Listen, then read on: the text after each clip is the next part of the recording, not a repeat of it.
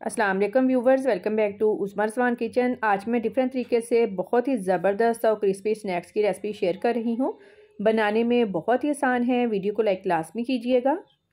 2 आलू लिए हैं, इनको छील लेंगे। आप इस तरह से राउंड शेप में बारीक कट कर लेंगे। ये सुपर क्रिस्पी बनते हैं, आपको बहुत पसंद आएंगे। दोनों आलू काट लिए हैं, अब इनकी कोटिंग रेडी कर लेते हैं। 1/4 कप कॉर्नफ्लोर,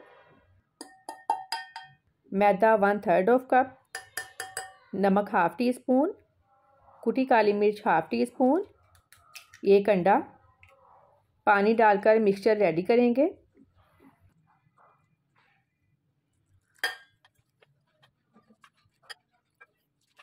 मिक्सचर ना ज़्यादा पतला हो ना ही ज़्यादा गाढ़ा। ये वाली कंसिस्टेंसी बिल्कुल परफेक्ट है। अब इनको फ्राई कर लेंगे। ऑयल गरम हो गया है, मिक्सचर में डिप करें और ऑयल में डाल दें। तकरीबन 4 से 5 मिनट लगेंगे फ्राई होने में।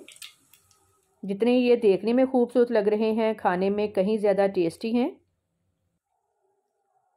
फ्राई हो गए हैं, अब इनको निकाल लेंगे। बाकी भी इसी तरह से फ्राई कर लेंगे।